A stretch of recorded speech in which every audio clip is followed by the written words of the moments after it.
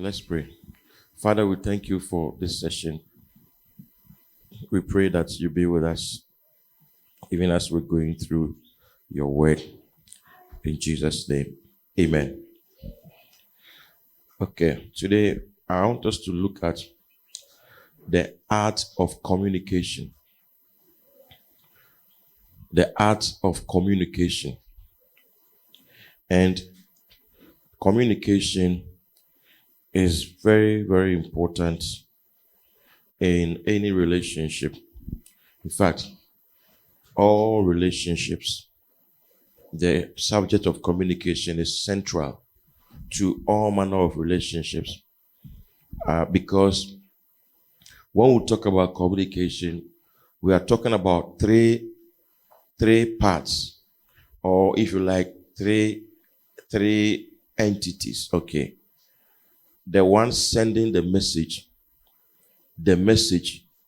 and the one receiving the message.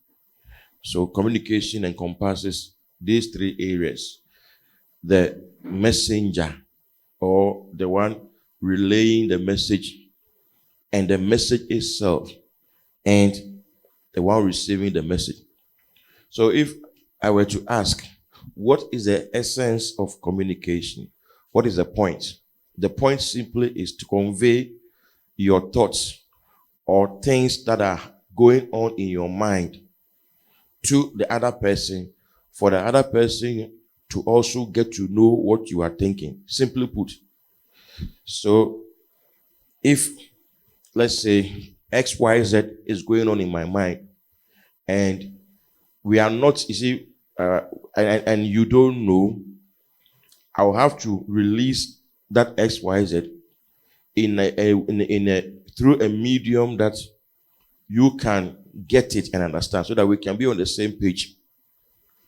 And communication happens in all endeavors of life. When you go to school, the teacher is communicating. As a matter of fact, not only that, even life itself, your environment is always communicating with you all the time. You are receiving impulses, receiving messages from your environment. When it's cold, your environment is telling you that something is happening. When wind starts blowing, is your environment telling you that something is happening. So you somehow get the message. You get the message that, oh, maybe it's about to rain, or maybe this is about to happen. Okay. Then there are types of or forms of communication.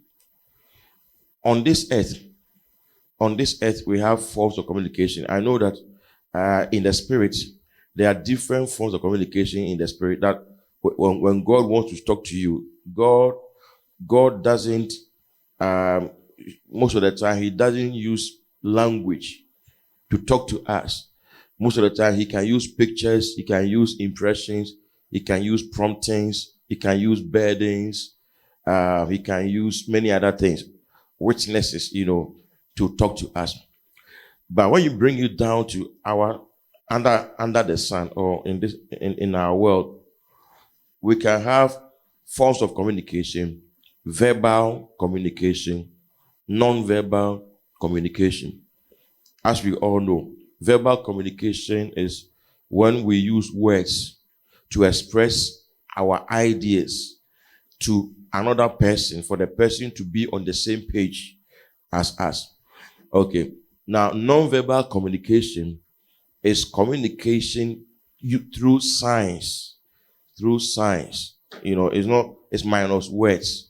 Through signs. People can communicate with their face. Their facial expression can tell you a lot. When you are talking to somebody and the person can give you a certain look, straight away you will know what the person is trying to say. That what you are saying, please stop it, I'm not interested. Or what you are saying is interesting, is exciting. You can look at the person's face and be encouraged to talk more. You can look at somebody's face and be encouraged to stop what you are saying. That's non-verbal communication. Now, one thing you must understand is that both the non-verbal and the verbal, they are valid. in relationships, they are valid. They are all forms of communication. So we don't only need to study verbal communication, we also need to understand non-verbal communication. When you were a child, I remember when I was growing up, and let's say that I'm doing something, my mother can give me a certain eye, and then straight away you will know that you are in trouble because of the eye that she will give you. And we all do that to also with our children. That is non-verbal communication. In a relationship, communication is a lifeblood. If there's no communication in a relationship, it's a matter of time. It's only a matter of time. It will die. It will die. The relationship will die. So I always say that if you want the relationship to continue, then continue the communication. If not, cut the communication. When somebody is trying to talk to you and the person is not getting access, a relationship can never start. But the moment the person gets access, and then the two of you are talking and talking and talking and talking, anytime you talk, you strengthen the muscle of the relationship. If it is friendship, friendship grows through communication. As we talk, as we express ourselves to each other, then the friendship muscle is being strengthened. So a little at a time, it's being strengthened. It's being strengthened. Okay, so now let's look at the three aspects of communication. The one, talking, the message the person is communicating, and the one receiving the message. Whenever there's a break in communication, it's either of two things. Either the one delivering the message is not doing it well, or the one listening is also not doing it well. Because if I say, okay, Pamela, go and call Doreen for me. Now, I must be able to communicate. I want Doreen to come, but it's in my mind. So I'm communicating to Pamela to go and call Doreen. Now, I'm able to construct a sentence or put words together that will communicate that idea that I have in my mind. Now, if we were to be in the school of the dam, maybe I would have known what to do to go and call. But now I have to let her know, I want you to call Doreen, not Belle. So if she goes out there, she knows she's going to call a D, not a B. I get it. Okay, but it can happen that I'll say, Pamela, go and call Doreen, and she'll go and call Doris. I can say, oh, Pamela, call Doris, and then she'll go and call Dolores or Dorothy.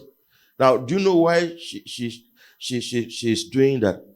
It could be that my communication was not distinct. Number two, it could also come from her. It could be that she already had a preconceived, she was already predisposed.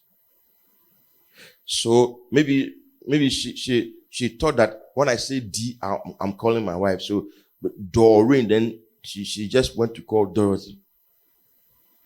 When it happens like that, it means that the problem with the communication is from her. I get TV. Yes, so there are two sides.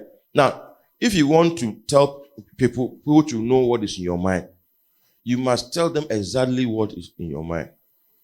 I know that there are proverbs, allegories, there are euphemisms as we communicate. And so it's not everything that we say in plain language. There are some forms of communication that are shrouded. They are shrouded and they must be decoded. Depending on the person you are talking to and what you are communicating. Some of them are coded. When we look at Proverbs, for instance, Proverbs are supposed to convey truth, but the truth must be decoded. You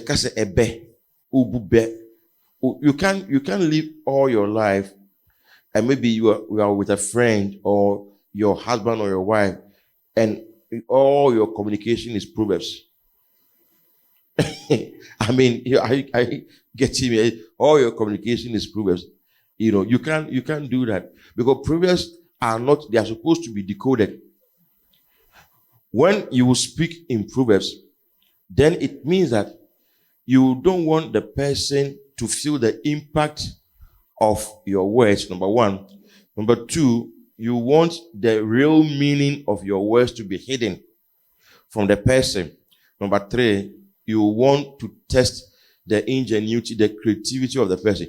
Even God, Bible says in Proverbs 25, verse 1 and 2, he said, is the glory of God, is the glory of God to conceal a matter, and the honor of kings to search out a matter. So even in God's communication, sometimes the more you grow, the more difficult it is to decode God's communication. You know why? Because he wants you to come up hither to understand him. So sometimes God may give you a dream, a picture, and you may have to pray and seek understanding, put scriptures together before you get the meaning. Why couldn't he speak straight? Why did he have to bring pictures? And even the pictures too, they were not like clear, and you have to pray, and you have to put two and two together. You have to put scriptures together before you understand, because it's a proverb. It's a proverb. So there are communications that are proverbs.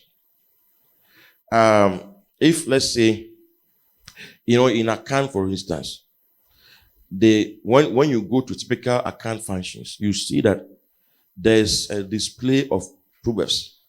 Our whole culture is very dramatic and theatrical. I mean, it's like we are in the theater. So very dramatic, and we'll do. It involves a drama and acting and proverbs.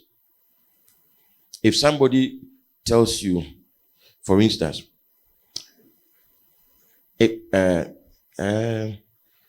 okay, somebody told somebody, he said that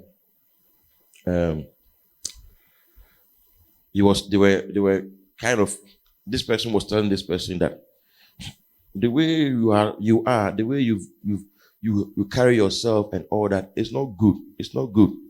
Now this person was the elder one, and then he had sacrificed his life for the younger ones, and all the younger ones, they were prospering, like even the younger ones were getting married, and he was sponsoring their weddings and all that, but he had not gotten married. And they were asking him something. He gave a proverb. He said that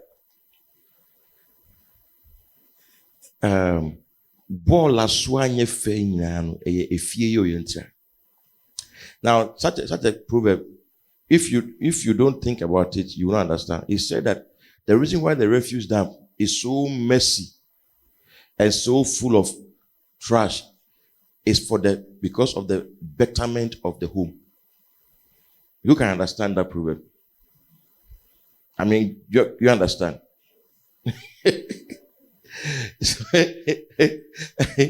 You understand that proverb? Yes. It means that what he was trying to tell the younger brother was that the state I am in now is because of you. Because I had to sacrifice everything for you.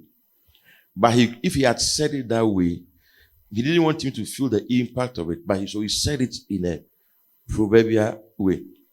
Then we can have allegories, allegories, using stories to illustrate things. People can do that. Jesus' communication was full of allegories and proverbs and stories and all that. But the purpose of communication is for the person to get what you are saying.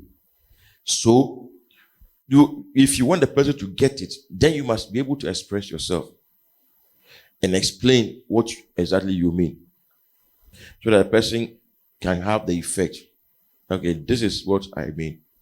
So you, the one communicating, you must make sure that you present your message in a way that the person can understand. And you must receive feedback. It's very important to receive feedback from your message that you are sending to somebody. Make sure the person got you. The person understood you. Sometimes because we just talk at people and we don't talk with them, we don't receive feedback. The person you are talking to is sleeping. He's sleeping. And when you are sleeping, when in the state of sleep, I'm telling you that there are many things that you will miss. You get it half, in pieces. Because let's say I'm telling you a story how Jesus sat, how Peter walked on water, and they saw Jesus, and then you are sleeping, so you just heard it, and they saw Jesus. Then you are sleeping, then you come back again, like then you hear, and he stepped on the water, he began to sink. So when they tap you, hey, what did I say? Say Jesus began to sink on the sea. Hey, now you have heard something, but you didn't hear it well because you were sleeping. So you the one communicating. If the person is sleeping, how can the person understand? So you must always know that, or examine and get feedback to see whether what you are telling the person is going. That's why it's important to maintain eye contact when you are talking to somebody. When you are teaching people, you are preaching, you are speaking to an audience, you have to maintain eye contact. That will help you to survey and then to generally gauge the attentiveness of your hearers. Not until you maintain eye contact, you will never know whether they are really listening. When a person is really listening, you will see from the face, the posture, how the person is focused, whether the person is attentive or not. Sometimes you may be talking, then you see that the person is staring blankly. Blank stare. Now he's looking at you, but he's not listening. Yes, and you can know that the person is not listening. That he's looking at you, your face. Right? He's giving you a blank stare. His mind is on something else. His body is here. He has given you his eyes, but his mind is on something else. So you need to wake up your audience or your target. Do you know somebody can look at you like this, and what all that you are saying, the person is not seeing? See, anytime you see people look up, right, they are remembering something. Look up, left, they are imagining something.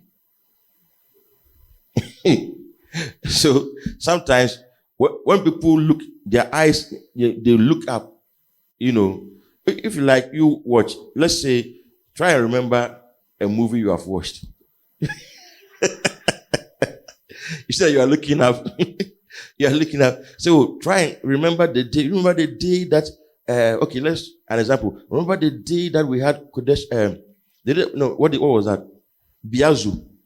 You remember Biazu? Remember Biazu?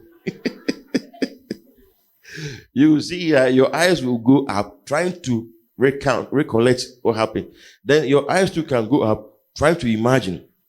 So sometimes the person can be looking at you like this, but the person is not here. So it's very important that when you are communicating with people, you get feedback from time to time.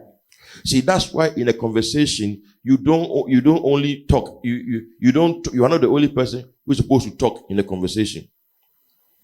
There are some people, when they are speaking on the phone, they are just talking at you. They don't give you the chance to even, if you don't allow the person to talk back, how can you measure the engagement of the person, the commitment to the subject matter?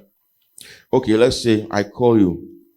Then, after the initial exchange of pleasantries, okay, how are you? I'm fine. Okay, this. Then I start telling you what happened in my day. Oh, today was a very busy day. We went to church. Oh, we did Bible study. And we were treating resurrection from the dead. And and this person asked this question, and this person asked that question. Today, Jericho didn't come, so the Bible study was. We didn't drag. We didn't spend more time because Prophet Jericho was not in. Okay, but Melchizedek too was in, and he asked this question, and and Francis gave a contribution, and Bishop too said this and this one. Now, I'm telling you what happened in my day. But do you know that it could happen that all that I'm saying, you are just assenting to them mentally, but you are not following me. You are not following me. Because if I want you to get me, then I must take you along on a journey and paint the picture and get you involved. How do I get you involved in the conversation? We have something we call windows in a conversation. You see, that's how you receive feedback. Okay, so questions. Number one, we'll get the person involved in what you are saying. Mentioning people's names. Do you know sometimes when we mention your name, you sit up? Maybe in the course of preaching, then maybe you mention your name. Even if you were sleeping, you will not sleep again. After your name is mentioned, you won't sleep again because you have mentioned your name. So that you get a person interested in a conversation by hooking the person with relevant questions. Otherwise, you will just be talking at the person and not expecting the person to talk. Sometimes you have to pause.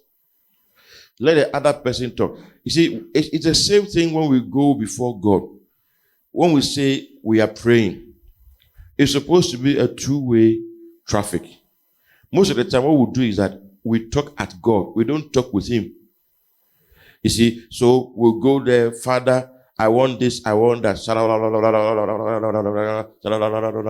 Even the praying in tongues is supposed to be a two-way communication. That's the best two-way communication mode, praying in tongues. Because as you pray in tongues, your mind is unfruitful, but then you are communicating words. He is also releasing words into your spirit. But if you close your mind and are just praying in tongues, that's why sometimes when we pray, after we've prayed in tongues, then we become silent. What are you doing? You are also allowing Him to speak. Because you have just spoken. Okay, so allow Him to also speak to you. And when you pray in tongues, the Holy Spirit is stirred up, and then He is coming to communicate to you. By the time he attempts to communicate, then you leave. So we can pray in tongues and gyrate a lot of energy, but no revelation, no communication. Because He's supposed to release words, you release pictures, release impressions. You see, that is how you know what to pray about. Praying in tongues is, you don't know what to pray about, right? So you start praying in tongues. It's like you are engaging the Holy Spirit. Then after some time, then He will start bringing those ideas, those pictures. Pray for this person. Pray for this person.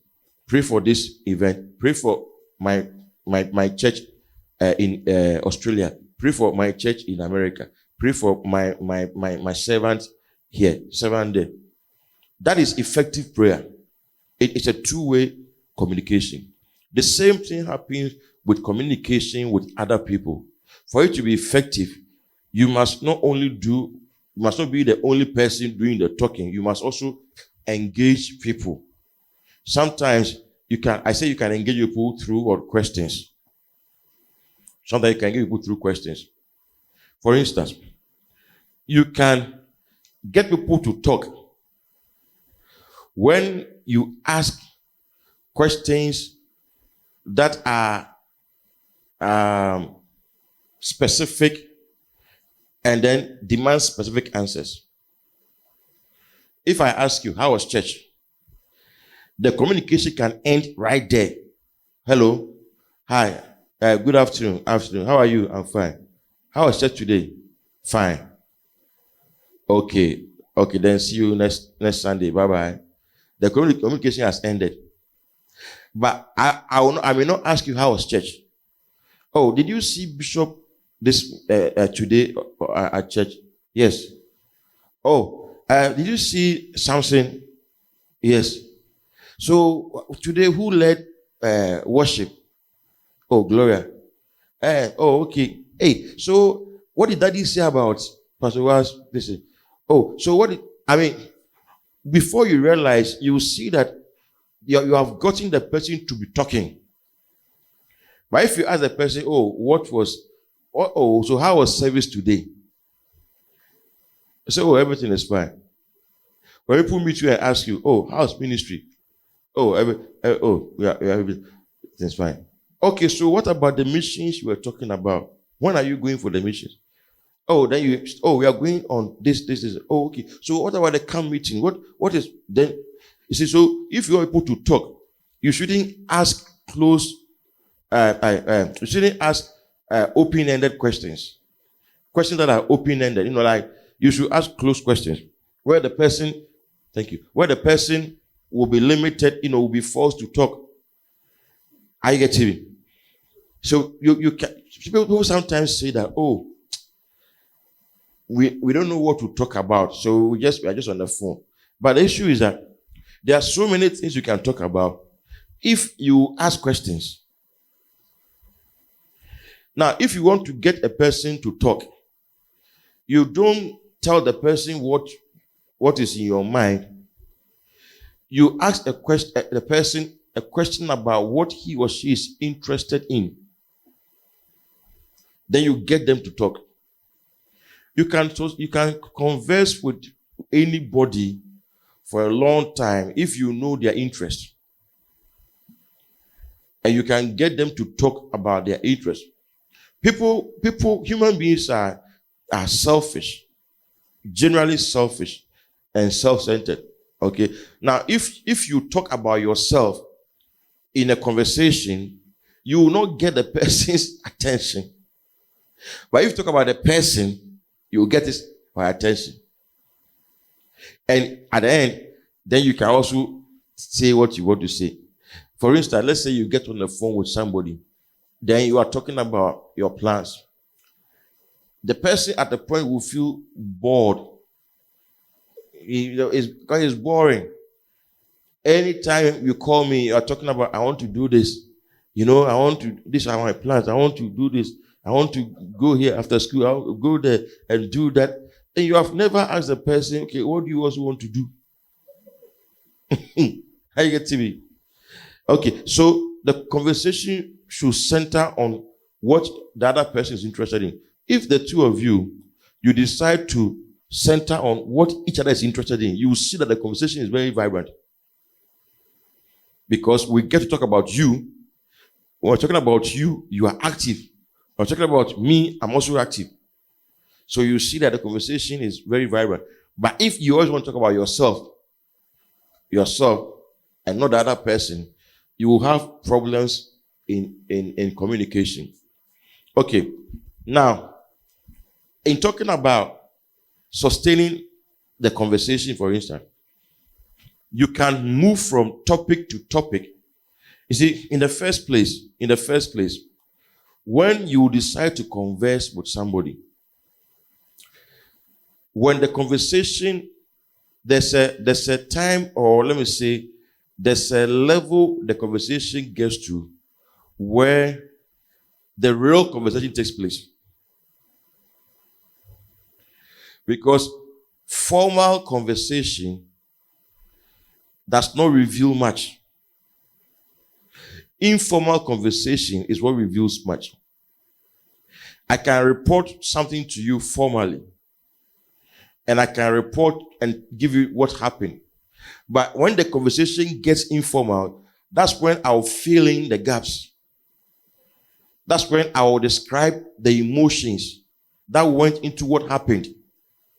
The drama, the emotions, let's say I'm telling you something that happened, a fight that broke out between two people.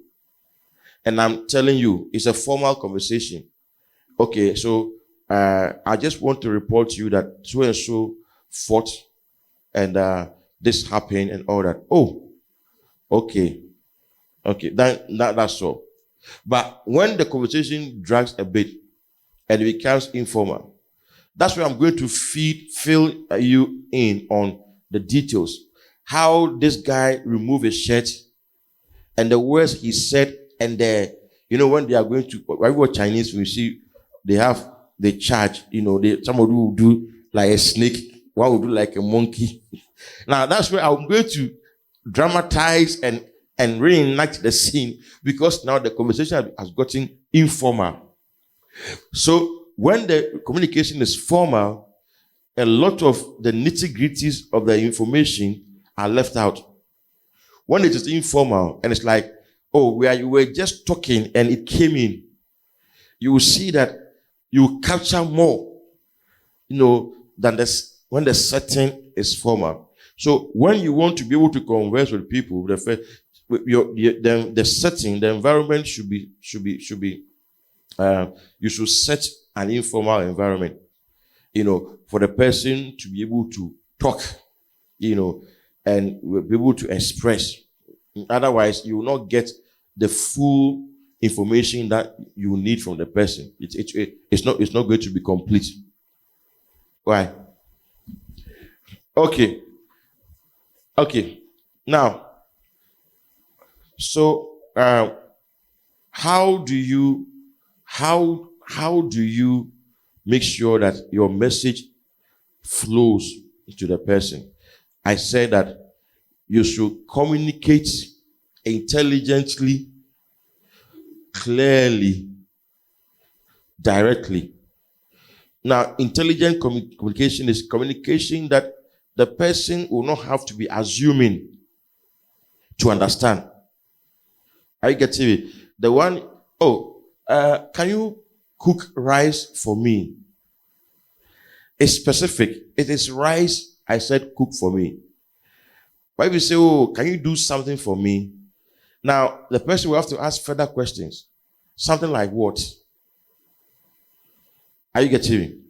So the communication, what you have in your mind, you must communicate that thing intelligently to the person, for the person to be able to understand that this is what I want you to do for me, or this the kind of information I want from you. Then it should also be clear. No proverbs, no insinuations. Clear. Then it should be direct. It should be direct. No loose ends. Direct.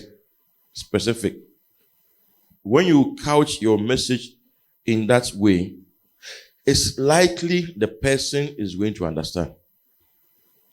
Now, there are barriers that can come between two people for communication to be either impossible or ineffective. Because communication can be impossible, in which case the lines are closed. The lines are not open. Do you know that, for instance, you can cease people from communicating with you? Let's say if I call you and you are not picking your phone, your lines are not open. If you don't want to listen to what I'm saying, you can decide not to pick your call, my call. You can decide that I will never pick his call. So the lines are not clear.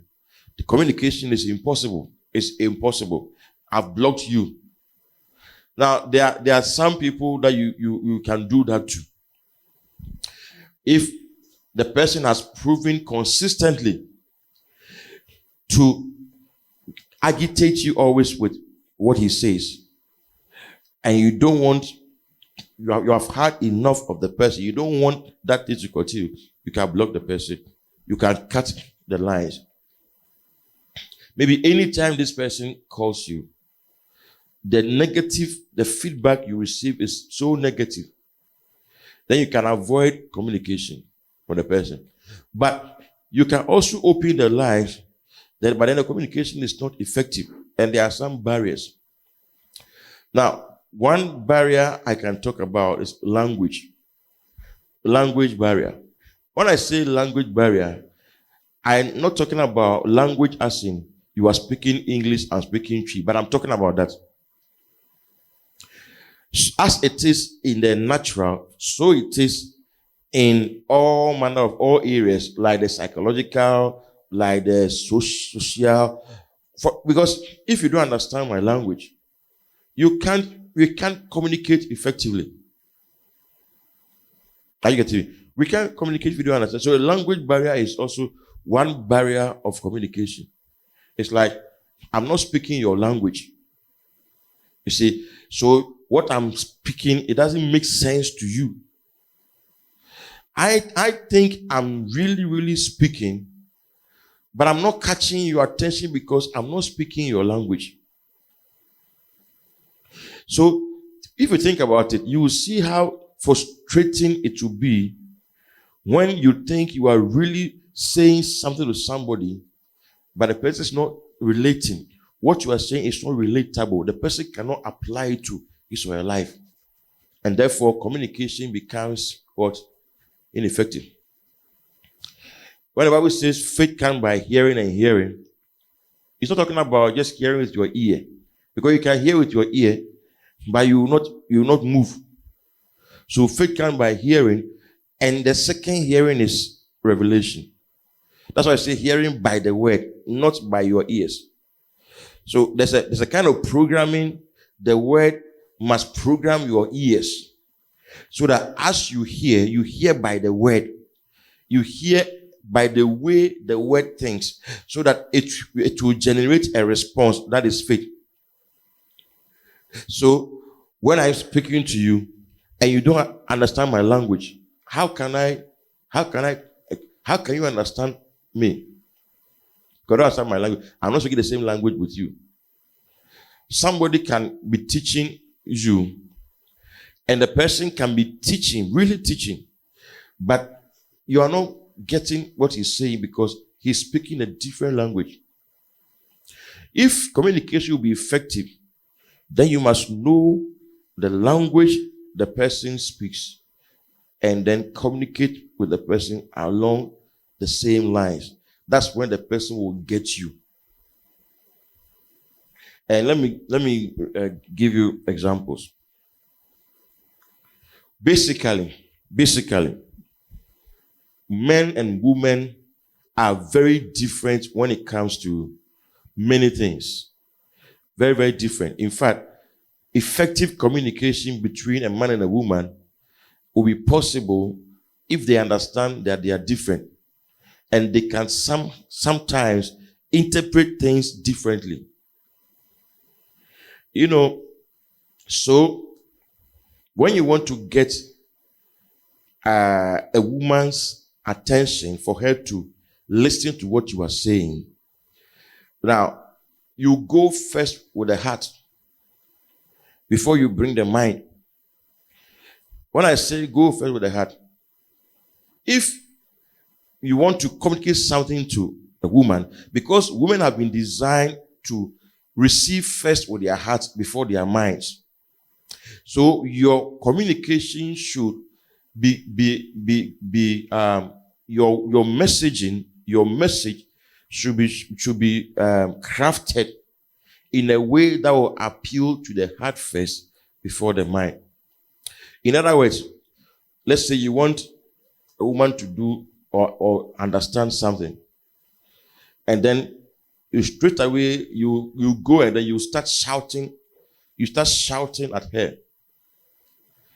You want her to get what you want to say. You start shouting at her.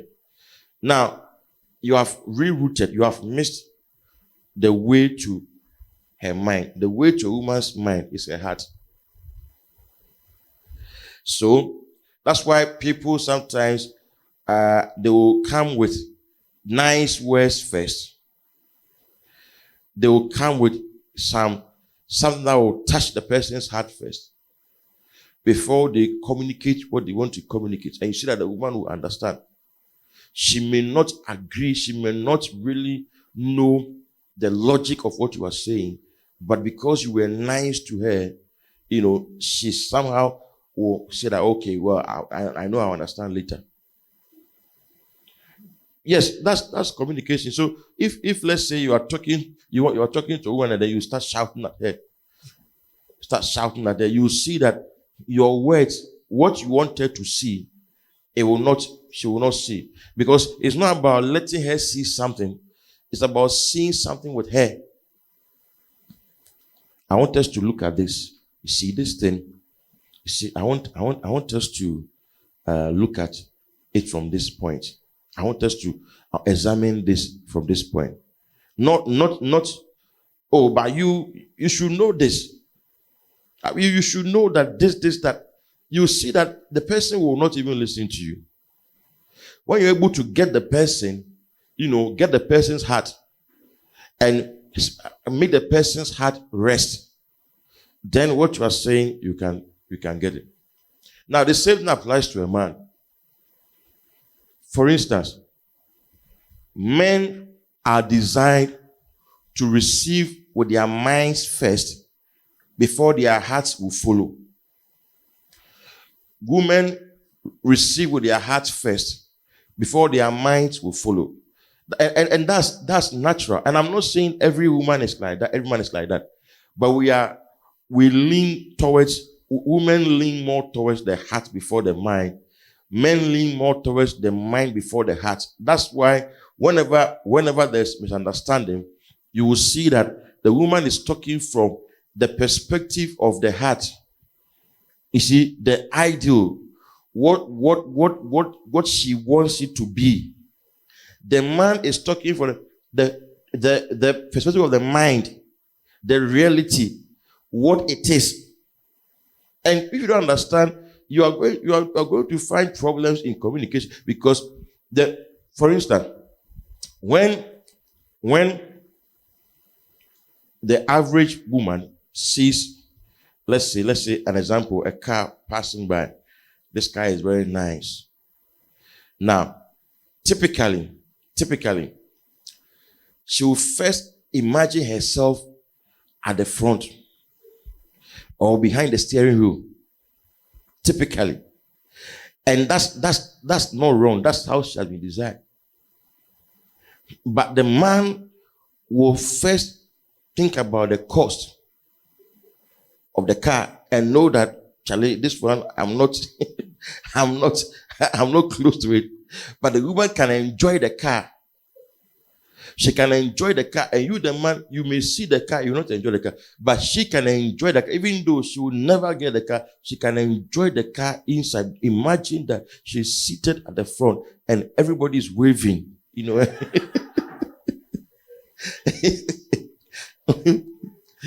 So that's how God created us. The two of us, men and women, we are different. We communicate differently. You see, sometimes when something happens, when a woman is reporting something, when a man is reporting something, you will see that. Let me give you two examples. Let's say people have been passing here, and they have been passing by using this road, and it's like the law is that nobody should use this road. And anytime a person passes, an example, there will be a siren or something. One person will come and pass a siren. Another person will come and pass. When a woman is reporting, she will say, "Oh, be fast." And it will appear that they have been using it for 100 times. Because the thing is, she's talking about it from the perspective of the emotions and the heart. And so the heart too imagines a lot of things. Are you getting me? So the way to a woman's mind is the heart. And the way to a man's heart is the mind. Yes. So if you want to discuss something with a man, put it on paper. Go point by point. Point one. I want to talk to you about ABC. Number one, let's talk about this. Number two, about this. Number three. That way you will get his attention. Do you know why?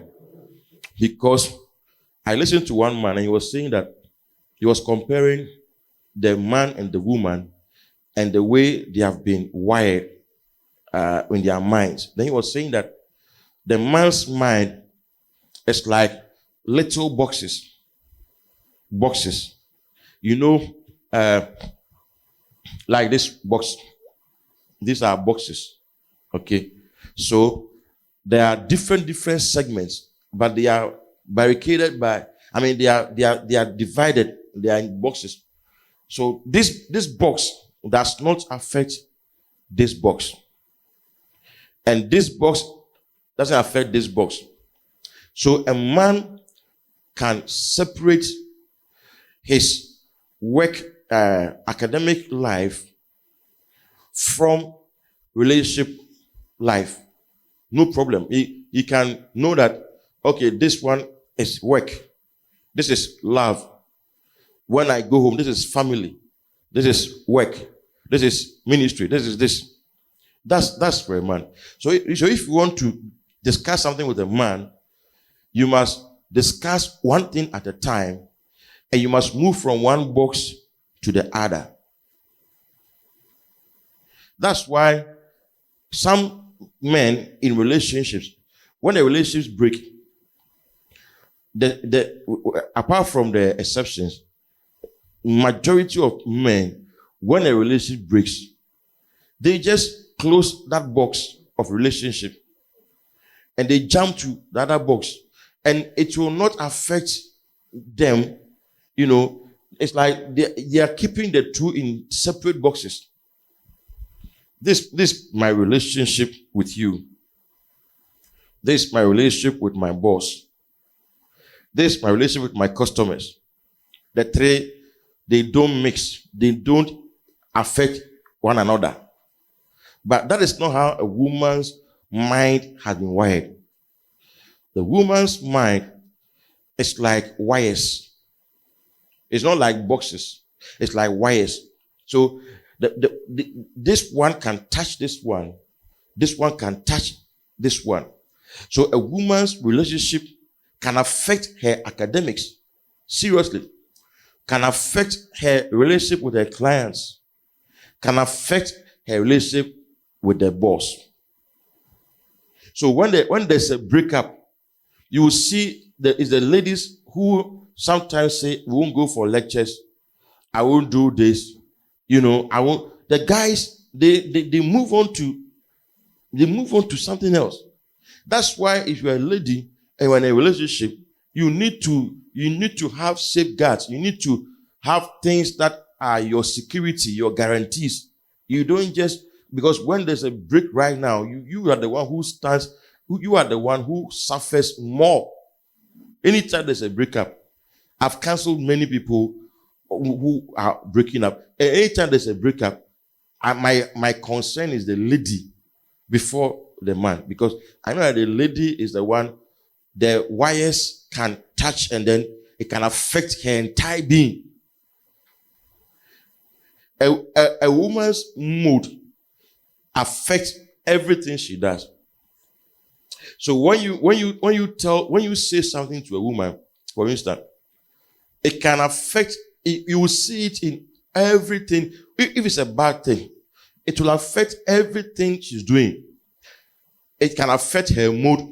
Her mood at work, wherever. Even let's say that you are with your wife, and then your wife has done makeup or whatever, then instead of you maybe keeping quiet, maybe it's not nice. Instead of you telling her, okay, quiet, then you are like, "Then why say busumi?"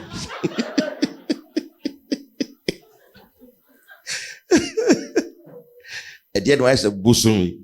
Now, that thing that you said, as she goes to work, it will affect everything that she's doing. Yes. Now, you and the man, your wife can say make a comment about your appearance and all that. You will not bother. You will just shrug your shoulder and then you move on. You don't really bother. But the woman will think about it all day. So when you are releasing words to a woman, you must always sieve it and weigh it. If you don't know that you are always going to be harvesting troubles, and as you are harvesting, you are planting others because you don't know, you don't see your words.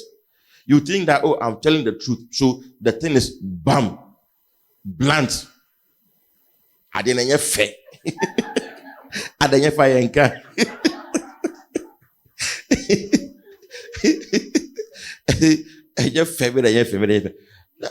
We don't say things like that. If the thing is not nice, you keep quiet. If it's not nice, keep quiet. Or just gently bring alternatives. And don't use because communication, the words you speak, they are very weighty and impactful on women more than men. Sometimes we say that, oh, women love to hear good things. It's not that they love to hear good things, but that's how they have been designed. They thrive, they flourish on words. On words. So if you don't have any nice words, you don't have to be talking. You don't have nice words. So don't be talking, because if you release bad, whether or not nice to her, it's going to affect everything, and you are going to be the one who will reap it. Yeah, because you are the neighbor, the first. You will reap those negative words. Okay, so now when you send a message, the one receiving the message must be in the proper frame of mind to be able to decode. Do you know that when I send a message to your phone, and your phone is not upgraded to receive my message, you know, the message will come all right, but it will come in a certain way. Sometimes it will say waiting for, even some WhatsApp say waiting for message. And sometimes you say that you will wait till it to not come. Because the receiving phone has not been upgraded, you know, yet. And it can also be a barrier to communication. What you are saying is above me. When what you are saying is above me, I cannot communicate effectively. Are you getting me? Let's say that Karen, and then let's say you are talking to your friend. Okay. Maybe let's say Karen is a lawyer, and then she's talking to somebody who is not a lawyer. You know, lawyers always think that they are learned. They call themselves my learned friend. Now, for the person to understand you, you shouldn't be using your legal parlance, legal terms. The person cannot understand you. He cannot communicate effectively with you if you are not on the same level. So what must you do? Instead of saying things like Cesare what? Prosequire and all that, break it down for the person to understand what you are saying. Otherwise, there's no effective communication. You cannot get a feedback. The person cannot get the import of what you are saying. It's like teaching KG children. KG children. And then you come and then you are saying, today our subject matter, today we are looking at the dispensation of the fullness of times. and I mean, they will not understand. So that's one form of communication barrier. Different, levels of understanding. So you need to break down communication to the level. The one who is a very good teacher is the one who can teach for children to understand. See, that's why Jesus Christ is the best teacher, because children even understand his preaching. Yes. A sower went out to sow. Meanwhile, he's teaching something that is deep. But the child can at least understand that it's a sower who went out to sow, not a fisherman. And he can get the story. So he was always illustrating his points with stories. So your communication, you should not talk above the other person. Come to the person's level and engage the person. Engage the person. Very important. Otherwise, you will rattle and give an oration and then expect an applause. Well, maybe what you will get will be a frown because the person never understood what you were trying to say. Now, I know there are miscommunication and there are misunderstanding. All the miss. Take note of them. Miscommunication. It means that what you were saying, you said the wrong thing. You didn't give the right stuff. You gave either the wrong information, that's miscommunication, wrong information, or it wasn't the whole truth, Then misinformation, that miss also, misinformation, misunderstanding. What I said, I really meant this, but you understood it this way. One of the things that can account for that is when it is not a face-to-face communication.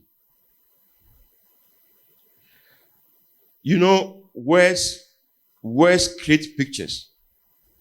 Even your tone can create an image. But sometimes, when you don't see the person's face, be careful about the interpretation you put on what the person is saying. That's why long-distance relationships, where you are only speaking on phone, you have to be careful because the thing is that if you don't see the person's face, you can easily put a different interpretation on what the person is saying. Even WhatsApp. Yes, the person can put a message there.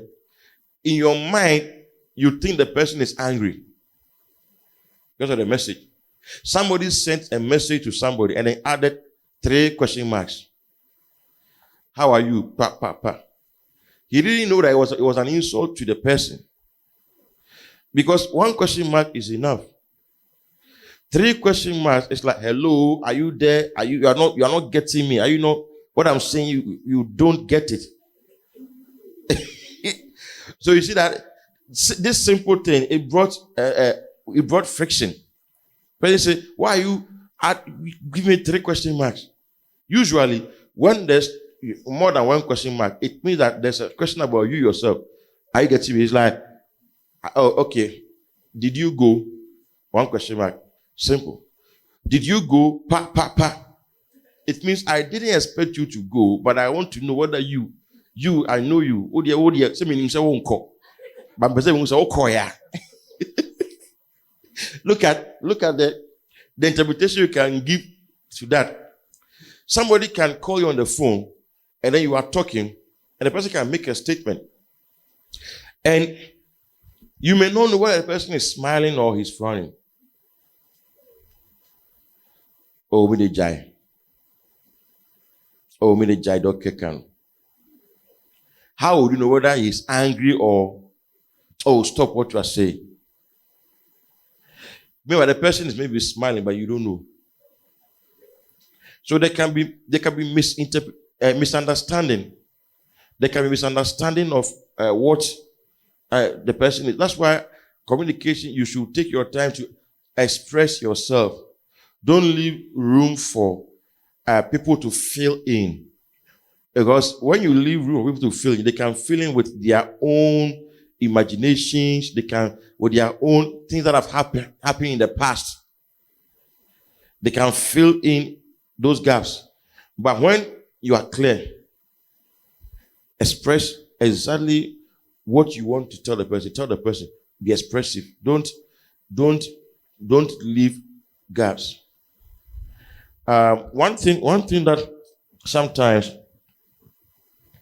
is really disheartening, in communication, is when you are genuinely misunderstood. I'm saying genuinely, which means it's not the fault of the one who misunderstood you. And it's also not your fault. But you were misunderstood because of the way you presented the matter.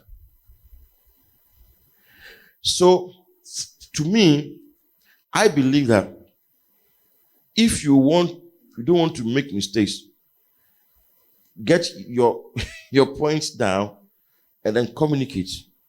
That's why I believe in writing. I believe in writing. For instance, when you are angry and then you pick a phone to call somebody, if you don't take care, what will come out of your mouth will not be nice. But if you sit down and you take a piece of paper or book and you start writing out your emotions, what a person has done to you, start writing it out, communicating your anger, everything through the paper. By the time you pick a phone, the anger would have dissipated. You would have come down. Then you will respond, not react. Because most of the time, we become reactive and then our emotions lead us and they make us slaves to the people who are worrying us. But when you can maintain your composure, you can compose yourself, and then you can respond without reacting. So to be genuinely misunderstood is very painful. Misinterpretation is also one of the myths in communication. People can misinterpret you. Sometimes, when there's misinterpretation, it means there's not enough information. Because when there is enough information, you can't misinterpret. You see, the reason why in the Bible, when God is giving Moses instruction, he will take time, he will be repeating himself. I was shocked. I said, why is it that God repeats himself like that? Moses, I am the Lord who brought you out of Egypt. I am the Lord who brought you out of Egypt. After he gave the 10 commandments, then he went on to also repeat himself. He was always repeating himself for the avoidance of doubt. He doesn't want you to misinterpret him. Are you getting me? So he'll be stressing it so that you will not say, "Oh, I thought you meant this." No, you are not the one to tell me what I mean. I have to let you know what I mean. So he will tell you, Moses, this why I'm doing this. This what I mean. Don't put any interpretation on this thing. Let me explain to you why I did what I did. They even tell them what to tell their children. When your children ask you, then tell them, the Lord gave us a mighty deliverance from Egypt, and that's why we do ABC. That one does not leave any room for misinterpretation. We have misrepresentation. They are all misrepresentation also is when you are portrayed in a light that is different from your true intentions. Misrepresented. These things, so for instance, if let's say somebody, your friend or your wife or your fiancé has done something to you and you don't like it. Now, if you don't tell the person you don't like it, and then all of a sudden the person will see that you have withdrawn. When they ask you questions, short answers. Yes. No.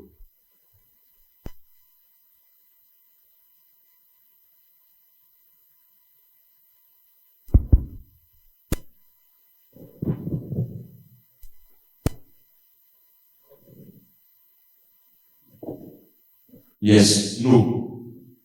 Maybe. Now, how do you expect the person to know what is wrong with you? So the person will start assuming, what did I say wrong? What did I do? The person will start recollecting. Or is it because of what I said last year could I speak? about what I said 2 years ago. Two years ago. I mean, so at what point should the person get to before he discovers what is worrying you? You see, that's why tensions grow and frictions grow in relationships. We are not honest to let the person know that this that you did, I didn't like it. And when somebody tells you what you did, I didn't like it, don't be angry. If there is an explanation, then you explain. If it is true that you were at fault, then you apologize. Simple. Then you move on. If let's say you spoke a certain way and the person didn't like it, the person too didn't tell you, and now you have left for maybe work, then you have come back. You don't know that you have said something, but the person is still waiting for you to come, and then waiting for you. For you to still find out. Use all your skills to find out why he or she is cold towards you. So you have to employ all your skills. If you're a mathematician, you have to dissect, you have to calculate the angle, do quadratic expression, expand the expression, contract, do set, what do you call it? Set what?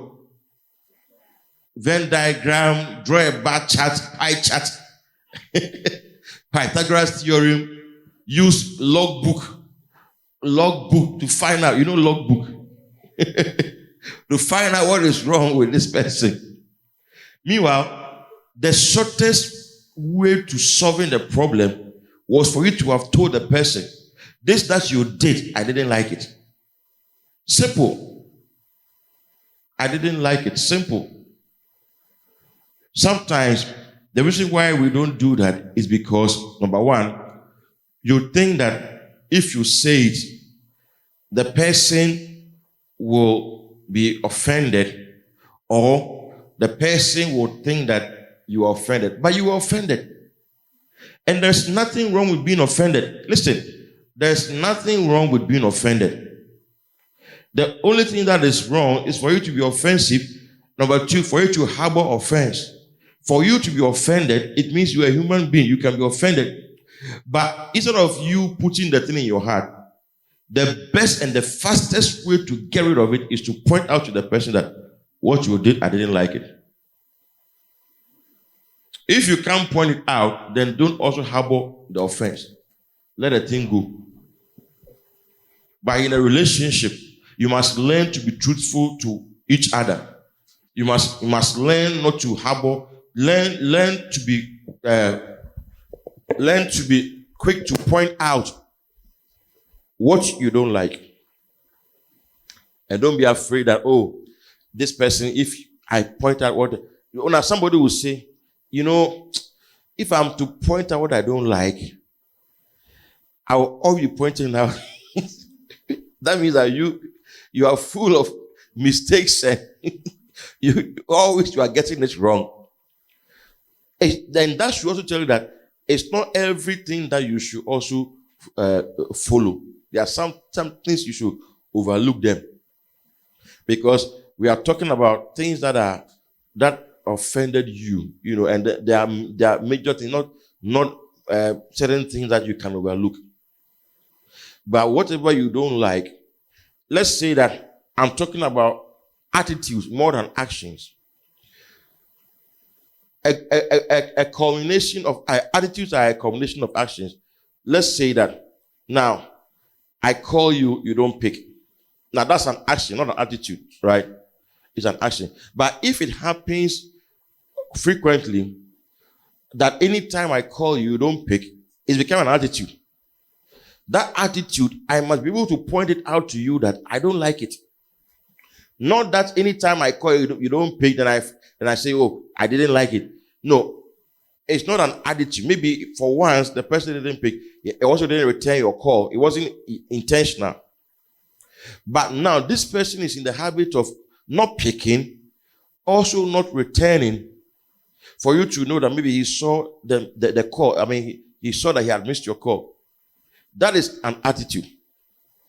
That one, you have to tell the person that, this thing that is happening, I think we must find a solution to it. I really want to know what is the problem and how I can be of help, if I can help. Maybe you can help me. Maybe it's not like, maybe it's an attitude, but it's more of a weekend attitude. You can help me to overcome it. Are you following? Yes. So if you are transparent and frank, it will help the two of you not to be harboring things. Just because I've realized that sometimes if you don't take care, you can assign reasons to things people do and you'll be totally wrong. Totally wrong. And sometimes when the person tells you, you express shock because it's like you thought you were very right. Because by putting two and two together, you thought you could assign a reason to why this person is doing this. After all, there are signs to, but the person may not even be thinking about that. And you know why we sometimes assign reasons? Experience. Because of our experiences with other people and with life in general. So we'll say, when somebody does this, this is what the person is. The person has this in mind. The person has this in mind. That's why he's doing this. It's because he has this bad motive. Now, we don't know motives. It is only God who knows motives. And then we ourselves who will know our motives. But you, the second person, you must leave motive to God. Deal with what has happened. Allow people to tell you why they do things. Sometimes they may not tell you the truth, but you will know. But you don't just jump to the conclusion. Why did you say this? Oh, it was nothing. No, it's not nothing. There must be a reason why you said it this way. Okay, why did you say it this way? There's a reason why you said it that way. But the person may say, it's just a slip of tongue. No. You can't just say you slipped. A whole paragraph or a whole sentence I'm talking about.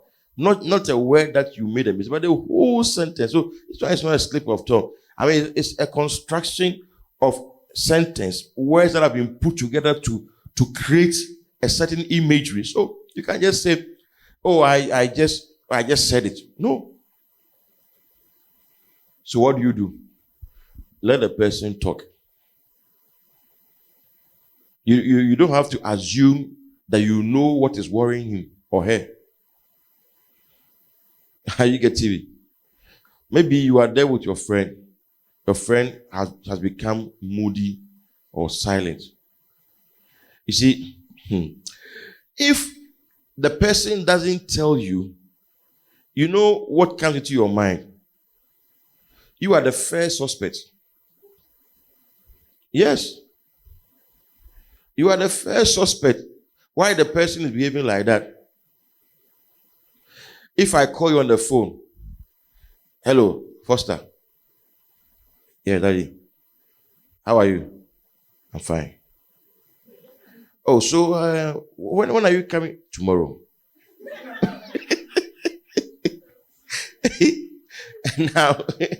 Now, do you know what to come into my mind? Hey, have I done something against Foster? Because I will be the first suspect because I'm the one talking to him and giving me that short answers. But sometimes, he may be at a place where he can't speak. I remember once somebody called me on the phone and the person could see from my speaking that so later on I told the person I had to call the person again to tell the person that if I want you called me, I was at this place, having this meeting and all that. That's why, and I knew that I had to answer the call, so I had to give short answers. And then I said, "Oh, I'll call you later. Can I call you later?" And then I hang up. Now, if the person may think that, why have I done something? Because I called him that day, and then the way he was talking to me on the phone was like, I said, but the problem was not the person. It was because of where I was. So I had to call the person again and explain to the person that, when you called me, this is, so now let's talk. Now we can talk. If the way I was talking now, you say that, now I'm not in a restricted environment. Now I can talk. Because the person had been calling me for a long time, and I missed his calls for like 3 days. 3 days, different times. And anytime I would want to call, then something will crop up and all that. And this time I said, no, let me pick the call and let the person know this. Otherwise, the person the person can fill in the gaps. And he may fill in the gaps with his own interpretation. That maybe I'm being snobbish or I'm doing it. So that is misrepresentation. It's also one of the barriers to communication. Now, let me summarize it. How to communicate effectively. Know what you are saying. Be on top of your stuff. And then say it in a way that you yourself, in a way that if somebody were to tell you, you understand. In other words, reduce it to the barest, the most plain language for the person to communicate. Then also, feedback. What I'm saying is the person hearing, is the person listening. How do I know the person is listening to what I'm saying? Okay. I think we can end here. And I think maybe if you have questions, then the questions will bring out other aspects.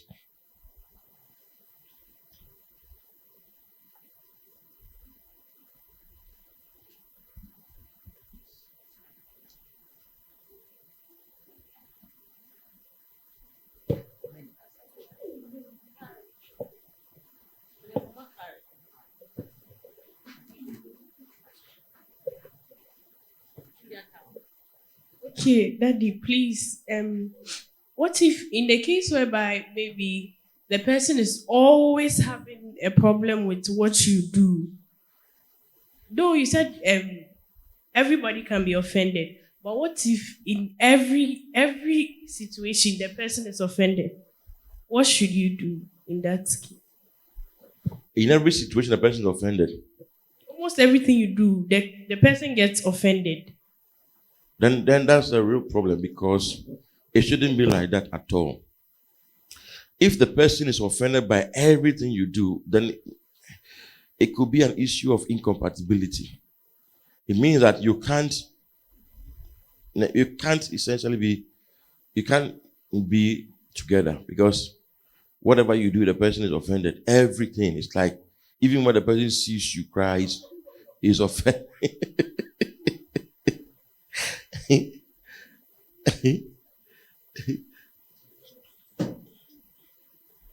Okay, my question is with the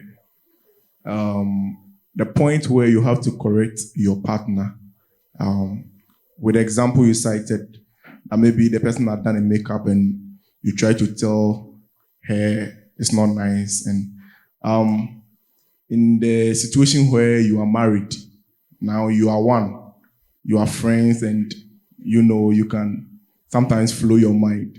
Yeah. Is it wrong to, correct the person instantly when you know what she has done is wrong? Yeah. No, it's not wrong, but how you say it can make an impact on the person for the day. And there are certain things the person may not have the luxury of time to change it. It's not a bad thing. If it's something that is bad, very bad, and if the person takes it out, it's going to create a problem, But this one, it is you that you don't really like it. It's not like something, for that one, you can get a time and talk about it. Not that moment where the person is maybe on the way out and then you are saying it. So that when maybe she's coming to church, as she stands here singing, then Karen is thinking that, what I did, well, people are looking, but you put that thing in your mind, and you get it. But maybe at a time when we are all, like at rest, you can bring up the matter and then start getting interested in how they do those things. You can start asking questions about the makeup and then how they do it. Maybe she doesn't have enough tools or ingredients to do it well. So then it means that you have a responsibility to help her get those accoutrements, those weapons to be able to do it well. So that one, you are part of the solution. But what is wrong is when you are not part of the solution. So you are trying to show the solution, but you are not part of it. But this one, you are part of the solution. So that one is okay. Okay. A follow-up question.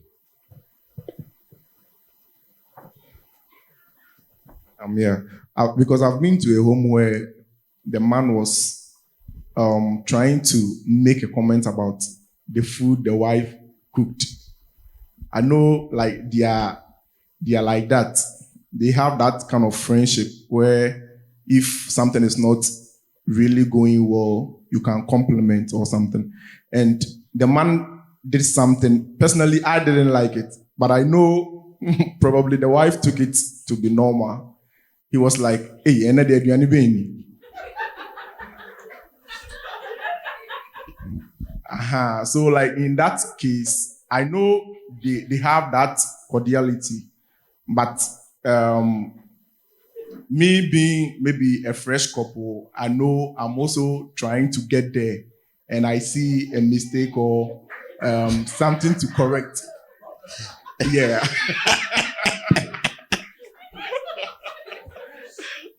Is it bad? Is it bad on my part? Making that correction. No, actually, you see, like we're saying, they have an understanding, and they will not take offense. For instance, there was one guy who got married, and then those days, he came to me at church and he was telling me that his wife prepared food, and the wife was putting pressure on him to come and eat. You see, and the guy said, then who did drug with your man? It nearly resulted into, it was a very, very serious thing the guy did. So, me, for instance, sometimes when my wife is pressured to come and eat, I'll ask her, who did a drug with your man? Then she'll say, yes, the goompa. So we didn't say that it becomes a joke, but it was somebody's serious issue that nearly broke the marriage. So it depends on the understanding. You don't have to. You know your spouse. You know that he or she doesn't mean evil. You can tease each other without getting offended. You always tease each other. If you make a mistake, I will not forgive you. I will tease you. So sometimes me too, when I make mistakes, even the children don't forgive me, they will make sure they will tease. They will tease me. Yes, that one is harmless. Yeah, but when you release a word that will hurt especially when you say it with this disgust or disdain, some people, the way they will say it, you'll be broken. You see, the food may not be nice, but at least the person has exerted some effort to prepare this food. For you to come and just say it blunt like that, ready and there, and I ready see. No, I mean, you can always tell the person that I look like there's not much salt, or there's not much pepper, or there's not much that. Even that one, that's the initial stages, because after some time, your spouse will know exactly what you want. If you are a pepper person, she will know that you are a pepper person. She will know that you are this, you are that. But initially, you have to let the person know. But it's not like trumpeting the weakness especially to other people. When people are around, that's where you are going to point out all the ingredients that didn't go to the stew and the soup, like the tomato didn't go in as it should have gone and all that. That one, it's like you make the person lose. You make a person discouraged. So we shouldn't get to that point of discouraging people. But you must be able to point out what is not right, or what is going wrong. But always make sure that you are part of the solution. That's the difference. If you say that I'm your wife, and you say that I don't dress well, and you're not prepared to give me money or be part of getting me the things to dress well, don't be standing there saying that why don't you dress well, and your dressing is not nice. And no, you have to be part of the solution. So okay, my dressing is not nice. So okay, that's why I said for the makeup, ask the person. So this thing, how much does it cost? So what do they do? And maybe there's a certain kind of knowledge the person. So then the person is getting to understand that you also help with the solution, not just pointing out the fault, the solution. So okay, let's say that you've seen that this thing that you are wearing is not good, but are you prepared to help get the right thing? You see, so your hair, if you do your hair like this, do your hair. If she tells you the amount, then you say, okay, they trust. Okay. Okay, Daddy, thank you. Please, I don't know if you'll be able to recall how it was when you and Ma Dorothy met. And I wanted to know when you came to know her family, her relatives, before you got married, how was your relationship with them and the boundaries that you set for yourself even before you got married, how you were relating with them? That's my first question. Yes, some things that you shouldn't go there because maybe you're not married to their daughter or their son yet, or some relationship, certain things that you should be very mindful of. And then the second question is, what are some of the things that you must not, words that you shouldn't say them as a joke? Oh, I was joking. Maybe it's true you were joking, but those words, don't joke with them if you are in a relationship. Okay, the first one, I would say that it depends on the people involved. It depends on the people involved. Now, if you are going into a family, the first thing is that you must be respectful. Your fiancée, her parents, you must respect them as you respect your parents. So you must see them as your parents and give them that respect. Now, they may open a door for you in terms of how close you can come. They must let you know how close you can come, even before you marry their son or their daughter. They must let you know how close you can come. They must determine it. But you don't push, to get close. And they must let you in because you are entering somebody's house. So let's say that your fiancé is going to introduce you to the father. Then you come, and then you see that you are the type that likes food. Like you just come, and then you are all over the place. Hey, you're going to open the fridge. Hey, don't you? That's your first appearance. I mean, that is crazy. Your first appearance. You are already going to the fridge.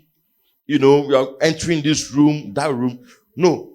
When you go where they will assign you to sit, then you sit there respectfully. If they say come and sit in the living room, you come and sit there. If the father says come, and he's in the bedroom and he says come there, then you know that he's asking you to come. So that's exactly what I did. I didn't go beyond my boundaries. I maintained that healthy respect. Like, this is my father, this is my mother, just the same as my mother and my father. And so, but my parents-in-law were very nice people, so like there was that kind of cordiality even before marriage. But it never degenerated into a kind of, it was just like the way I had it wasn't like you can just go and just say anything, just go and open the fridge, sit down. No. That one is not like that. If it happens that that's the extent to which they open up to you, fine, then you have no problem, because after all, you are coming to their house. Okay. Then jokes that we say, which we shouldn't. There are certain things that should not come out of your mouth. For instance, if you look at your fiancé, and then you use something that is natural on the person or physical, physical on the person. Let me say natural. Then you say something negative about it. It means that in the first place you have failed the test. You see, maybe you look at the person and you say the person is too slim or too fat. The person is too busty or too, what's a busty? What? Flat. Too busty or too flat. It means that you are declaring your specs, what you don't like. And the person will never feel comfortable. Like, for instance, if somebody says, oh, I really like you, but see, you have to, then you put pressure on the person. You can't accept the person as he or she is. It's not a joke. Don't say, oh, this one I was just joking. No, you have just let the person into your mind. So I get you. Or let's say even in marriage, there are certain things you should not say. I've regretted for marrying you. You see, even if you are angry, it shouldn't get to a point where that thing can come out of your mouth. I've regretted for marrying you. I've regretted. Then this one to say, I've also regretted for marrying you. Hey, when the dust settles, the person knows that. So in the first place, you don't really. So you have regretted. You couldn't tell me. So now when you were angry, then it came out. Or maybe you tell your fiancé. You see, it was so and so I wanted to marry you, and it was somebody told her. Somebody told the wife. He said that. He said, me, all my life, I prayed that I will not marry a beautiful woman.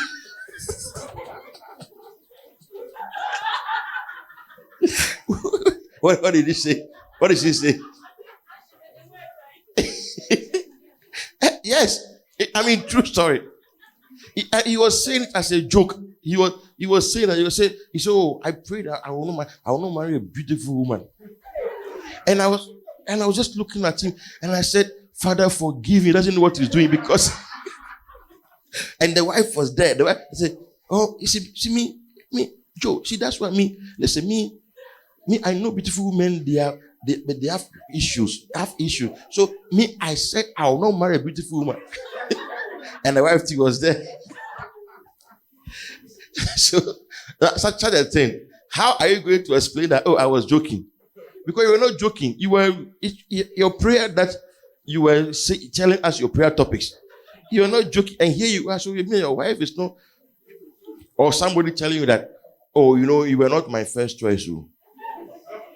Like, oh, you are not my, like somebody told somebody, said that, I didn't know me for a dream I had. You're not my first choice. Then I told the lady to tell the guy that, you two are not my first choice.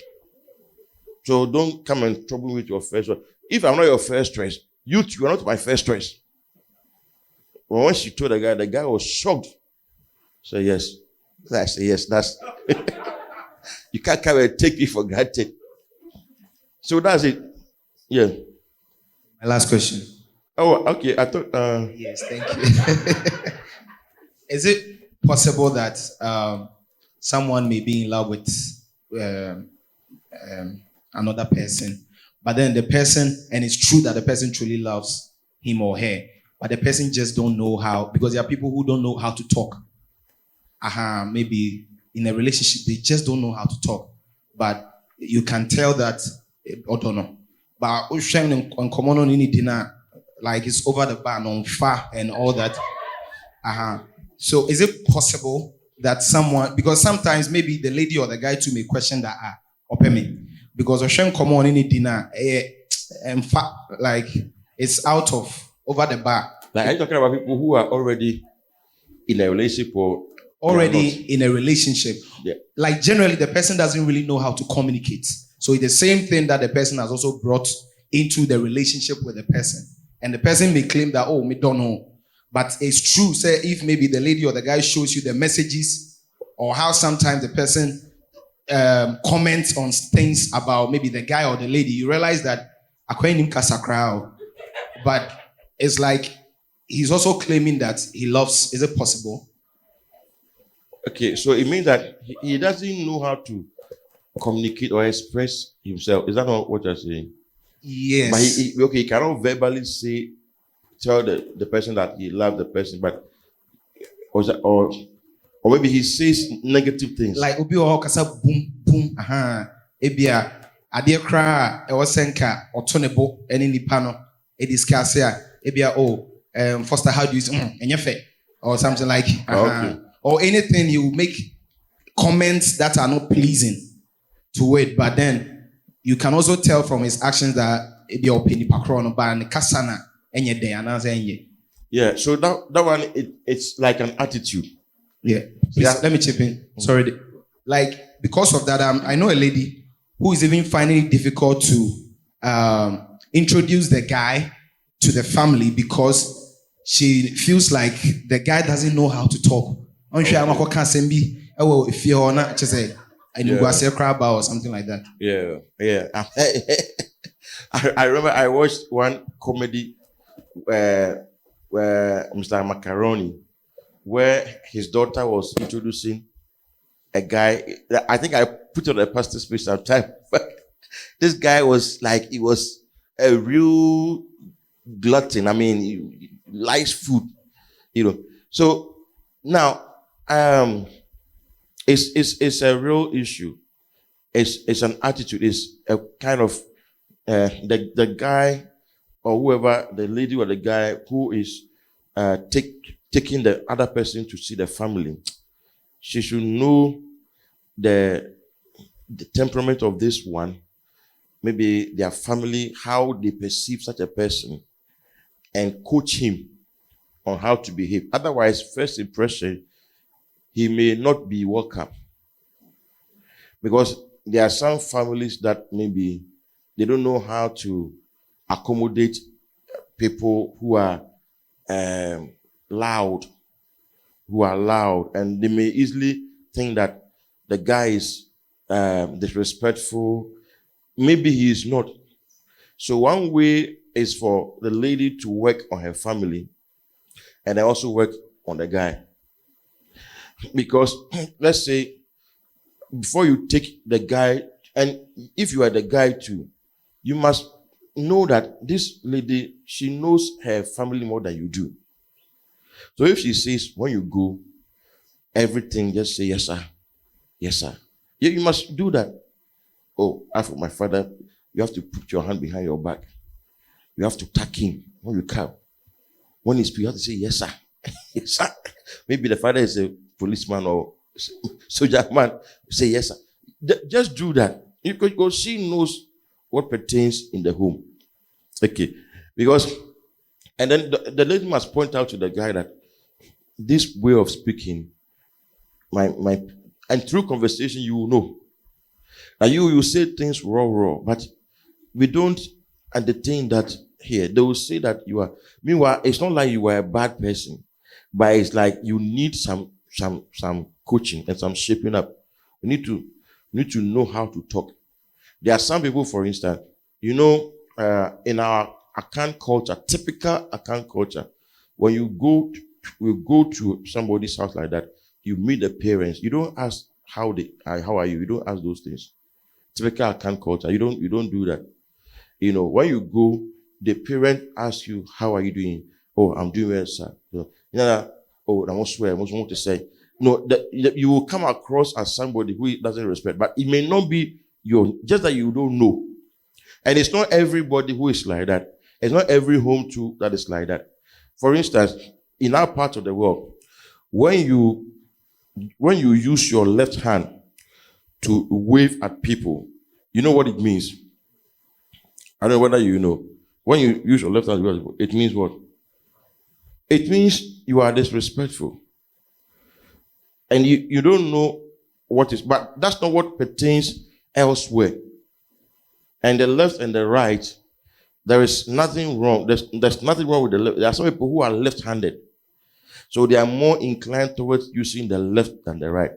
But for the purpose of maybe going to the guy's family, going to the guy's room, you must be able to tell your guy that I know you are left-handed, but in my family, when you go and you are like, oh, good morning, sir. I mean, you are disqualified. Because typical account home like that, they will say, no, you are disrespectful. And maybe you put your hand in your pocket when talking to her father. Typical Ghanaian home, they will say you don't respect. Yes. I know somebody who, the man said he will not allow the daughter to marry the guy because the guy came to their hall and put his leg on the center table. Yeah. That may be going to the extreme, but it's the same as putting your hand in your pocket. Maybe you don't know that what it communicates. So all these things you can tell the person, coach the person. When they get to know the person themselves, and they get to know the substance he's made up of, all those trivial issues will not matter anymore. But you can disqualify the person the person can be disqualified upon first appearance because of what they perceive. That, oh, she's this, she's that. Let me give you an illustration. Let's say that your mom has been saying that, oh, these tertiary girls, they are disrespectful, they don't know how to talk. Oh, well, these girls, and let's say your fiancé is maybe at a tertiary institution. Then maybe you are taking her to your mom and say, oh, I met her on campus and now we are friends and all that. Now, there is very likely that the least thing your mom, it will confirm your mom's suspicion that, oh, say, I'm not kind. Because even the way when you got there, the way that you didn't force a smile, you did not really smile and all that. Then you say, these people, that's how they are. School form man, they won't say this, they don't do. So you have to coach the lady, tell her that, look, in my house, they like people. There are people who like people, and they like people who also like people. So when you go interact with them this way, that way, Now there are some homes you go, they don't like people they don't like people who are too loud and all that. All that you must know. Well, if you have to change yourself for just 2 hours, I mean, there's nothing wrong with that. Yes. Okay, I want to ask a follow-up question. Like visiting your in-law, I mean, you're yet to be in-law, or let's say your in-law in the house. Let's say that I visited them, and they serve you food. Let's say that the food they serve you, you don't like it. Like, not say like, let's say they have served you, let's say, rice and contumely stew. Now, you don't like contumely and rice. Like, what should you do? Let's say, even if you tell your yet-to-be wife or the lady you are going out with, still she will inform the parent about it. Oh, he can't take it. So, like, what should you do? Like, should we eat it by force, or like, like how should be the reaction? Well, I don't think that in the first time you should go and eat. But it can happen that subsequent visits, maybe they can invite you to come and eat. It happens. But it shouldn't be like, I think you should, at first, you should decline the food offer, and maybe take water.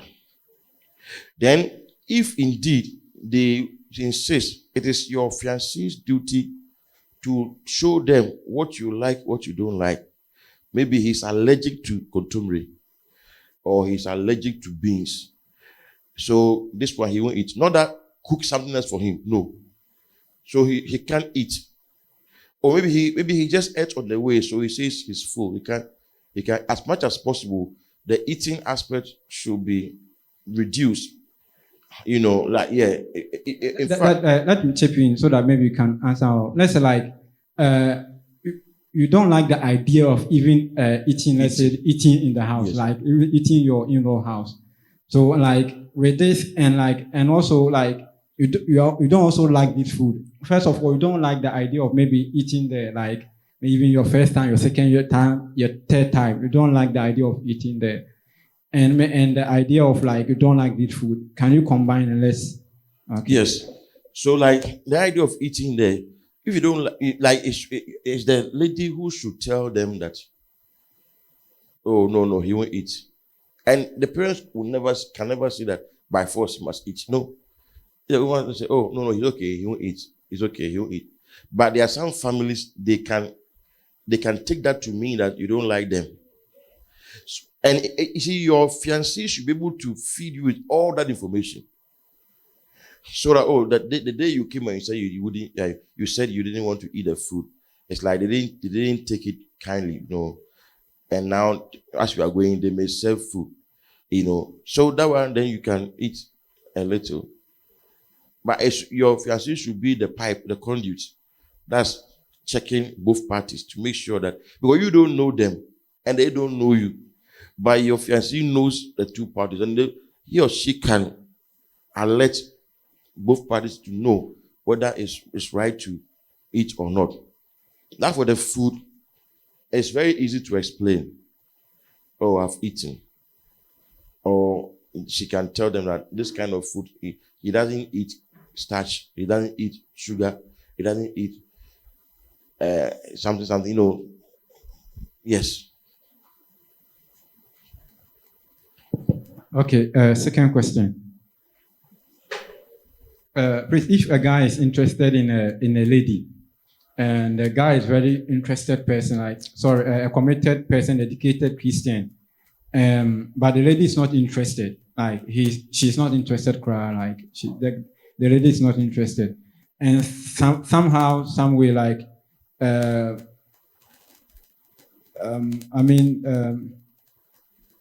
if there's a chance that the love will come after the marriage, or the lady should, please, is there a chance that the love will come after the marriage? So like, is there a chance that the love will come after the marriage?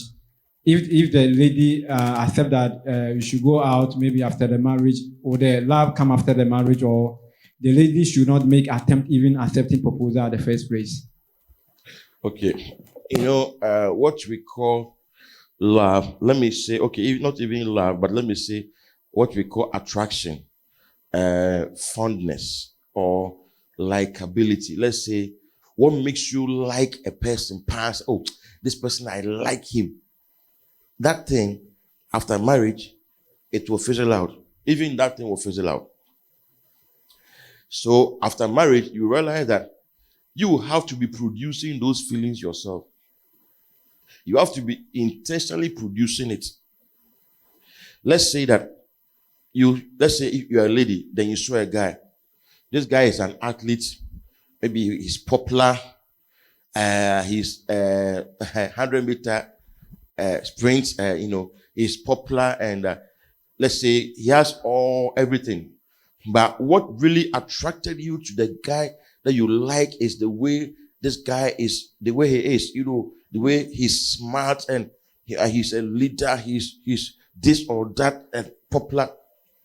When you get married to the man, that thing will fizzle out. If you want to like him, you have to produce those feelings yourself. It's the same thing like a woman, a man seeing a woman. If what is attracting you to the woman is the shape or the beauty or whatever it is, if that is the only thing, you realize that after marriage, those things will fizzle out. Then you have to produce those feelings intentionally. Those feelings will have to be produced intentionally. Those love feelings. When you do love actions, then the love feelings will come. It's intentional. You can intentionally bring those feelings by doing those love actions. It's not natural, it's not automatic. You see, for instance, let's say that you've met somebody. During your courtship moments, you are very well adjusted. You flow. It's like you like each other. You can spend time in each other's presence for maybe a long time, conversing and all that. Now, when you get married, it does not mean that it's going to continue automatically. You will see that, but it's going to be easier for you because of the foundation you've laid. But you will see that you have to intentionally bring that kind of feeling, that kind of desire to communicate, to converse. You will just have to create those feelings. So on the basis of that, I can say that there are certain things that you must not use them as a foundation for marriage. Now, I'm not saying they are not important, but you have values, we have interests, we have desires. There are certain things that are your interests. Your interest. Maybe I want a guy that speaks when he's speaking in public. You see, like I want a J.J. Rollins type who can speak. When he's speaking, you see the charisma, and then he's speaking and doing this and doing that, and people. Now that one is it's not values. That one is you are not value driven. That one is your interest. Okay, I want a guy that knows how to play the guitar. It's interest. I want a guy that is maybe strong, macho man, that when he removes his shirt, you see the muscles, that this one is a muscular person, and everybody is saying, hey, Charlie, what a body. Now, that one is not something you can build a marriage foundation on. Because in a marriage, a time will come where you can look at this same macho man and then see that, like, it's not the person, that he doesn't have the heart that you want. So then, the things we base our choice of life partners on should be things that are spiritual, things that are permanent. Because when you enter the marriage, you are not entering the marriage with the mind that I'm going to come out. And the marriage is a spiritual thing. So you look at the person, what contribution is the person going to make in my destiny as far as my purpose is concerned? What is the person involved in that I am going to help? Now, is the person God-fearing? Can I submit to the person? If you're a woman, can I follow this person? If you're a man, can I lead this person? I mean, these are the questions you must ask. Now, when you have asked all these questions, then let's say you have 10 questions to ask. The first 4 questions, they are values, your values. Then the next, let's say 2 questions or 3 questions are your interest. Then the remaining 3 questions are trivial things that you look out for. Those things, they are allowed. They are allowed. It's like they are trivial, but they are allowed. That's where I want somebody who is tall, dark, and deadly. I want somebody who is who is short, fat, and this, I want somebody who is fair and, fine. I want somebody who is dark and lovely. And those are the last 3 questions. Those are trivialities, but they are also important. But if you are looking at in order of importance, the values come first, then the common interest comes second, then the trivialities, they are the last. Now, if you get the values intact and you get the interest also intact, and you get maybe 1 out of 3 of this one, you can make a move. But if you get only 1 out of 3 of the values, and you have the last 3, you have all. The second one, you have only 2. Then the values, you have only 1. It's dangerous. That one is a celebrity marriage. You marry a celebrity. That marriage is for public show, but inwardly, behind the scenes, you will not enjoy the marriage. There are some people who are married officially, and ceremonially they are married, but they are not married in reality. There are many people who are in public offices. When it's time for a function, you see them holding their wife's hand. Why? Because the cameramen are taking it. And it's maybe a function. We are going for independence celebration. Well, they will capture it. So it's the DC and the wife, the president and the wife, the minister and the wife. But there are some of these marriages, it's just for public show. Behind the scenes, they are not even talking. They don't even live in the same house. They are not married, reality. But it's for, if you want something like that, then you can target the last 3, the trivialities. So that one, you see, I want a guy who talks like Michael Jackson, who walks like Michael Jordan, and maybe who or I want a lady who is like this, who's like that. Now, the second level is the interest, but the first level, that is a foundation. That one is the value. So you have to don't have to see that would the feeling come. The feeling, it will come if you want it to come. You don't want it to come, it won't come. Okay, that is my last question. Okay. Let's say you are interested in I'm coming. So after this one, how many questions do we have? Pamela. Okay. Ernest. Okay. Okay, so let's say by 4:30. Okay. There's a lady, let's say in a church, you like her. Let's say you're a kind of friend with her, but not a kind of a close friend. But like you are very close to the lady's parent. You are very close to the lady's parent, and you also like the girl. But let's say like when you approach the girl, the probability of the lady saying no is high. So like you pass to the parent, you speak with the parent, and the parent accepts you, and they tend like inform the lady to maneuver a way to ask the lady to marry you. Like in that sense, what should the lady do And what is the implication of the marriage? Okay. I think that one is also bringing a balance to what I just said. Because the fact that maybe your parents like the person does not mean that you will like the person. Because the issue is that it's not your parents who are going to marry the person. See, so it's you. You are the one going to marry the person. So it shouldn't be like they are forcing you to marry somebody that they like. You must also assess yourself and assess the person and apply your test and your checks to see if this person is somebody you would like to marry before you do that. And what the guy also did was wrong.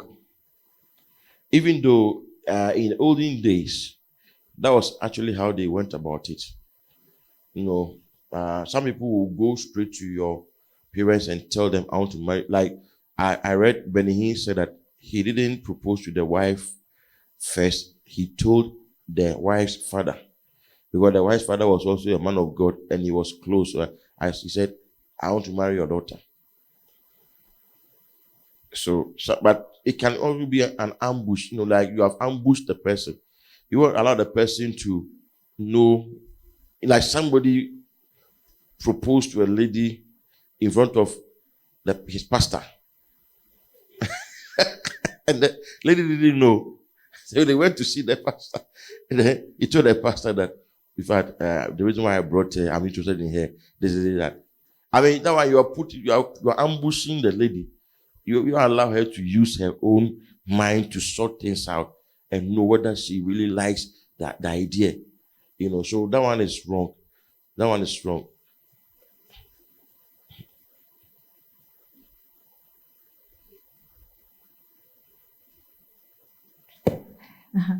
Okay, Daddy, concerning the communication, okay, this morning in the house, we're talking about some marriage breakup.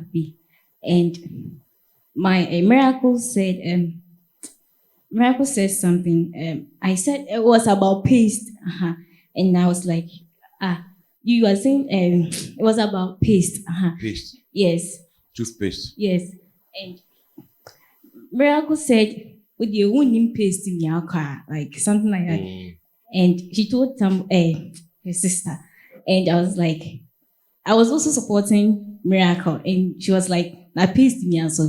If I was saying, and I was like, she paste grandpa ubiawari because the pakono into me. And the guy was offended because lead, into me and Kasanchen ye concerning paste, And Miracle was like, I didn't know Obano so all worrying. One quiet background checkup.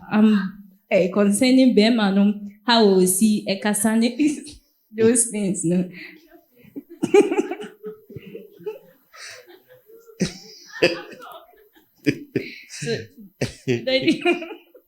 I want to know if concerning background checkup, it's not about peace, like background checkup. You see, the lady said the man is not disciplined because baby question mark and and Miracle was like, na didn't na bema so oko worry 1 year background checkup and say say na obano so kasa na say no yen. And I was like, the lady is from a rich home. Everything is calculated for you. Like I say, so Oka said the guy is no discipline. No, the guy said Wakasetia ni parent because ni parent na titin to any discipline then it's from the fault is from ni parent. So the question is, before getting married, the background checkup, what does it entail? Like basically the kind of things you're supposed to know about the person. Because I was like, nanipa connect kasa I just could be some amount for saying you see kasa and I say Anna. Okay, that's why we don't just meet somebody and propose to her or we don't meet somebody and accept his proposal. Like somebody, you've seen somebody, let's say 1 month, 2 months, like some people take certain risk. You just saw the person at church, you don't know the person. Okay, maybe the person just came, or maybe you met the person outside. But in the process of relationship, there are certain things that the person can never hide. If the person talks anyhow, you will see it. If you really put your eyes down and you are not blinded, okay, and your eyes are open, you will see that the way this person talks, the person doesn't know how to talk. You know wait till marriage before you will know that this person doesn't know how to talk. If the person is quick-tempered, you will know. You will know all those things. That's why there's time for relationship. But with a background, okay, you are getting to know the person, but spiritual checks that you make to make sure that maybe you don't marry somebody who is a wizard or witch or something. Those are spiritual background checks you do. That's why you pray. But getting to know the person's temperament, the person's personality, that one is in the relationship that you get to know. That in the friendship, that this person, this is how the person is. If you are friends with somebody for at least 2 months, 3 months, you by all means discover whether the person is loud or whether he's a quiet type, whether he's this. You will discover so many things about the person. Then you make up your mind. Okay, Daddy, please, my question is it wrong to visit your in-law often? I'm asking this question because it's something that is happening in my home at the moment. My mom's younger sister, she gave birth not long ago and she has not been working. And where they stay is, she's staying with her husband and the child. So the husband works at the bank.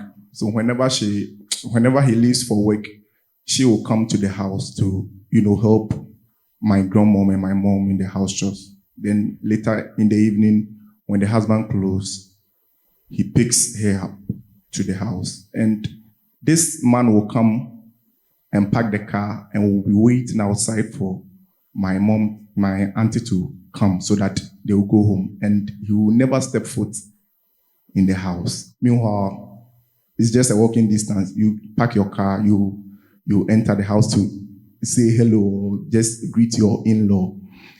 So recently when I went home, it happened, and there was a day he didn't come to pick up my auntie. So my uncle asked his friend to use his car so that he will send her off to the house. And when he went, he asked the guy why he hasn't been entering the house whenever he comes to pick her. And the guy said, and I was like, why would he say that? Because you come, it's not like the distance is that far. You just park your car in front of the house, you enter and just greet and you leave. And you don't do that. And when you're being asked, you just say, so I wanted to know, is it wrong to, visit your in-law and, find out how they are doing when you get the chance to do so? Okay, it's not wrong, but I think it depends on the relationship. So he was just trying to be a typical formal in-law. Like typically, formally, an in-law maybe is very nasty. Yeah, but it depends on the relationship, really. Some relationships are not formal, they become informal. And there's nothing wrong. Maybe your wife is there and you are going there to pick her and all that. That one, there's nothing wrong with that. Maybe they told him that, as for your in-laws home, don't go there often and all that. There are many things that you can be told or people can tell you, but then in reality you will see that it doesn't work within your given circumstance.